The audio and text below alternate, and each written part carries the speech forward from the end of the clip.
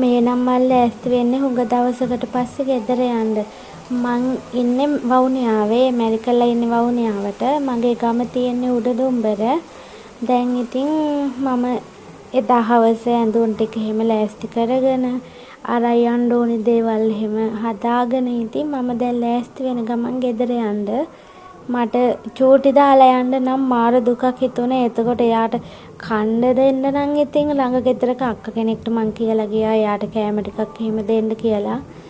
මොනවා වුණත් ඉතින් අර අපි සත්තු ඇති කරද්දී එයාලා දාලා යන්න දවසකට දෙකකට හරි දාලා යන්න අපිට හරි දුකක් හිතෙනවනේ. හැමෝටම එහෙම තමා වෙන්න ඇති. ඉතින් ගෙදර සතෙක් හදන්නේ කවුරු වුණත් හරි ආසාවෙන්නේ නේද? දැන් නම් මම ලෑස්ති වෙලා ඉන්නේ බෑග් ටික එහෙම ඔක්කොම මිදුලට අරගෙන බයික් එක අරන් එනකම්. බයික් එක අරන් ආවට පස්සේම බස් ස්ටෑන්ඩ් එකට ගිහින් දාගන්නවා. ඊට පස්සේ ඉතින් යන්න තියෙන්නේ මට බණ්ඩාරවැල වවුනියාවේ බස් එකේ. සාමාන්‍යයෙන් ඉතින් පැය 5ක විතර දුර ගමනක් ඉතින්. කන්න මොනවා හරි ගන්න ඕනේනේ ඉතින් පැය 5ක් විතර බස් එකේ යනවා කියන්නේ නේද? මුරුක්කු එකක් ගත්තා. බීම් එකක් ඉතින් ওই පොඩි පොඩි දේවල් ටිකක් ඉතින් ටොයිස් බඩු ටිකක් ඉතින් ගත්තා. ඒ ටිකත් අරගෙන ඉවර වෙලා දැන් මං මයංගනේ ටවුන් එකෙන් බැහැලා නුවර පැත්තට යන බස් එකක් එනකන් ඉතින් මම ඉන්නවා.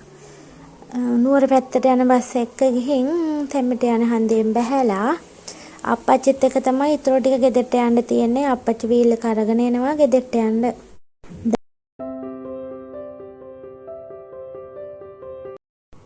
අප්පච්චිත් එක්ක පොඩි කයියක් දාගෙන දැන් ගෙදර යන ගමන් ලොකු බඩගින්නකින් ඉතින් ගෙදර ගියේ පැය 5ක විතර ලොකු ගමනක් නේ ඉතින්. හරි මහන්සි ඇඟටත් මහන්සි බඩගිනි ඒව ඔක්කොමත් එක්ක ඉතින් ගෙදර යද්දී අම්මා ලොකු වැඩ කරා. ඊට පස්සේ ඉතින් අම්මට ආයෙ මොකුත් කිව්වෙත් නෑ කරදර කරෙත් නෑ. මම්ම බෙදාගෙන ඉතින් බත් ටික කාලා පොඩි කයියක් ගහගෙන හිටියා ඉතින් අම්මත් එක්ක. ගෙදර ගියා කිව්වට ඉතින් එක වීඩියෝ එකක්වත් ගන්න බැරි වුණා. වැඩ වැඩි වුණා මට. කොහොම හරි දවස් දෙකකට විතර පස්සේ හස්බන්ඩ් ආවා මාව එක්කන් එන්න ආයි බයික් එකේ. දැන් ඉතින් දෙන්නත් එක්ක බයික් එකේ ආයි වවුනියාවට යන ගමන්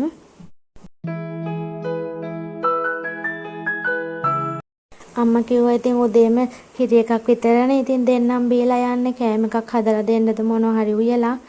මගෙන් කොහෙන් හරි ඉතින් දෙන්නත් එක්ක නිදහසේ කන්න පුළුවන් කියලා.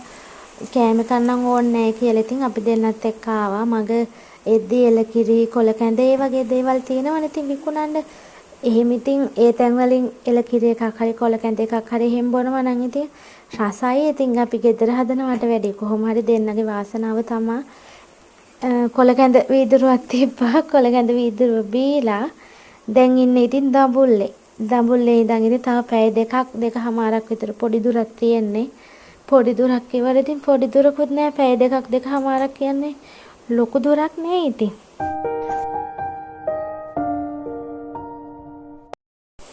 දඹුල්ල ටවුන් එක පහු කරගෙන කැකිරාව එහෙම පහු කරගෙන ඉතින් අපි දෙන්න යන ගම.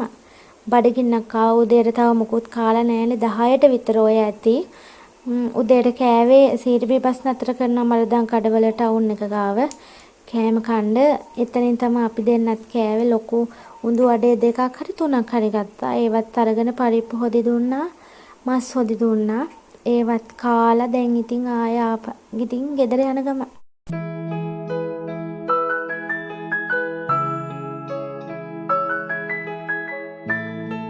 දැන් ඉතින් ආයෙත් දෙන්නත් එක පොඩි කතාවක් දාගෙන වවුනියාව ටවුන් එකට යන ගම.